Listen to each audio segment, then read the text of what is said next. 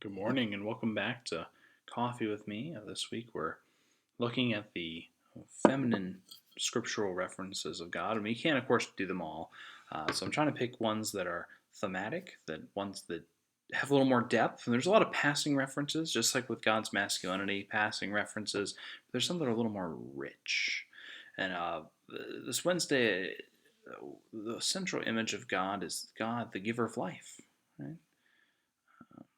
We talk about God who has the power to resurrect, to renew, to give us new understanding of the life we currently live, right? This is all fitting in the same category. That God, in the Old Testament especially, Isaiah, the Psalms, Proverbs, many of the other more minor prophets, like I said, I could list a whole bunch of references that could chase. You could simply just Google feminine references of God, and they'll come up. But the one I wanted to bring us to today is from Isaiah. Isaiah 46 to be exact. Deuteronomy actually is a bunch too in the Torah. Anyway, um, Isaiah 46. To set the scene here, Israel's just been destroyed. Masculine destruction, using Cyrus as the instrument of God. And now we have this reprieve of God. That's the law and the little gospel, shall we say. In 46, right, he talks about that you're beyond saving. However, there is good news. God says, "Listen to me, O house of Jacob, all the remnant of the house of Israel, who have been born by me from your birth, carried from my womb. Even to your old age, I am he. Even you can turn gray, and I will carry you.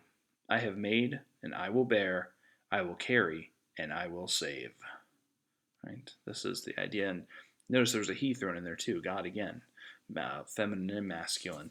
But God is very clear here. If you look in the Hebrew, the relationship between Israel and God, the house of Jacob, is that of one born from the womb of God. God created and brought into existence. In fact, Israel in this section and in other sections of the Old Testament is described as being of the womb. Womb me, womb me.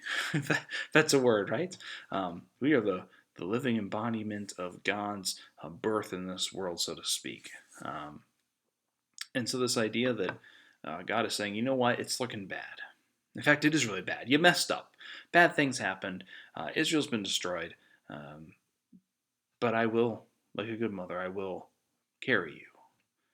Just like I did when I was pregnant with you. I will give you life. I will sustain you. Even as you grow old, I am still with you, right?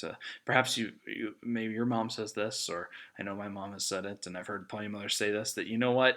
No matter how old you get, kid, you're always going to be my child, right? This is a relationship that God has with us, that no matter what we've done, this grace, it still embodies us. No matter what we've done, how old we are, where we've been, we are still God's child. That is the power of God's love and what we proclaim in baptism, frankly, that you have been sealed by the cross of Christ forever.